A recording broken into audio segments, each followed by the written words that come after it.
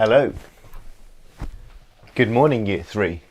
Thank you for your questions about The Boy Who Biked the World. You're about to do your own writing on this, so I hope my answers to your questions might help you. I've got them up on my screen here. Question from Freddie. Did you really meet a sailor called Captain Horrocks? No, Captain Horrocks was an exaggerated version of all the people I did meet on that sailing trip, plus exaggerated a bit for some comedy. I chose the name Captain Horrocks because I have a good friend whose surname is Horrocks, and he used to be a captain in the army, so I chose him for the name. And then, to my amusement, I could tell that he had not read my book for about 5 years because he didn't mention it, which made me laugh. He claimed to be a good supporter and never read my books. A question from Zoe. I want to be an author when older. Great. Do you have any tips for being a good writer? Yes, I have 2 tips for being a good writer. One is to write a lot and write often. And the most important thing to becoming a good writer is to be a good reader. Read. And you'll learn what works. And that's the way to become a good writer. Read lots. Actually, that's the way to become a good anything in life. Read lots. That's the secret weapon to life, I think. Emmanuel, you're not very fast on a bike. Don't worry, nor am I. What's the coldest country you cycle through? I cycle through Siberia, minus 40 degrees. It's in Russia. That's much colder than being inside a freezer. Not very nice on a bike. Pretty horrible.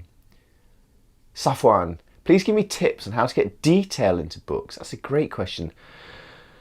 Think about your senses, your sight, sound, smell, taste, and touch, the feel of things. Try to, when you're describing a situation, to think of those senses. So this cup I'm holding now, it's hot and it smells minty, and that gives you a little bit more idea of what it is already. So go with your 5 senses. What inspired me to cycle around the world, Safwan, was reading books, reading loads of adventure books and wondering whether I could do something like that.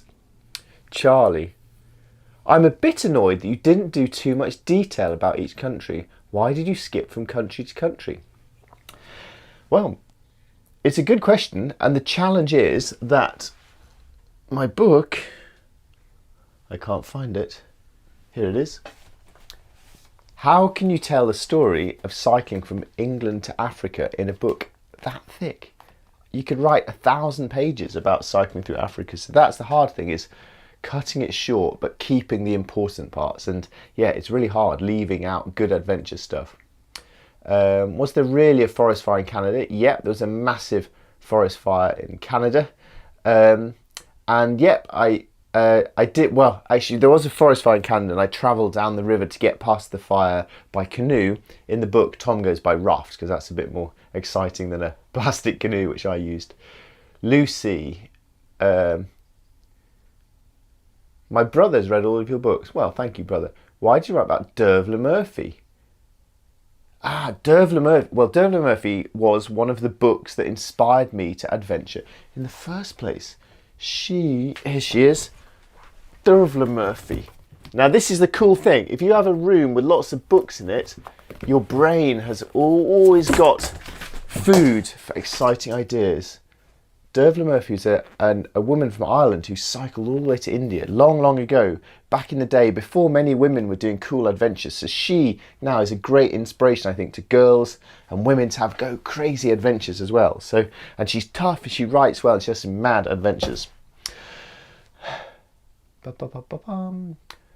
Question from Evie. Who is your favourite author? My favourite author is probably Laurie Lee, who walked through Spain in the 1930s, and I can't find his book, but I can find my book, which is basically copying Laurie Lee. So I'm really grateful to Laurie Lee's book that encouraged me to go have adventures of my own. Isabella, why did you start writing? These are good questions. I started writing because I loved reading. I loved reading books, and I started to think, I love reading books. I wonder if I can write as well. So it was a nice challenge to myself to try to share my stories in a way that people would find interesting. It's a good challenge for the brain because cycling around the world requires no brain. So it's good. My brain had shrunk to about the size of a pea. It wasn't very big before, but by the end it was only the size of a pea. So learning to write, hopefully, is going to make my brain grow until I was such a genius. It's got quite a lot of growing still to go. Did anyone inspire you to start writing? Well, these people inspired me to write. Reading books for all my life since I was a little kid in my bedroom has inspired me to start writing. How long did it take to write The Boy Who Biked the World? It roughly takes me 1 year to write a book. I've been writing books for 12 years and I've written 11 books. I failed 1 year, but generally it's 1 book a year is my rule and my challenge. Do you plan your stories before you write them? I don't. Because I'm writing travel stories, what I do is I go out into the world, have an adventure. Who knows what will happen on that adventure? You don't know. That's the good bit. And then I come home and I write what happened on the trip. If I was writing a fiction story, a made-up story, then I would plan it before I wrote it, yes. What's the coolest animal you've seen? A whale? A grizzly bear? An elephant? A barbecued guinea pig? Ooh. What is the coolest animal? I think a whale, man. When you're on a boat and suddenly a whale bursts out of the water, that makes me realise the planet is pretty amazing. Which country did you like the best? I've been to about 90 countries now, and I've pretty much liked every one that I've been to, so I don't think there is a best country. I really enjoyed walking across India, because that's just a fascinating, colourful place with so many interesting people. I loved Iceland for the opposite of that, for the emptiness, for the wilderness, for the beauty, for the challenge of having to survive on your own. So I like places for all sorts of different reasons.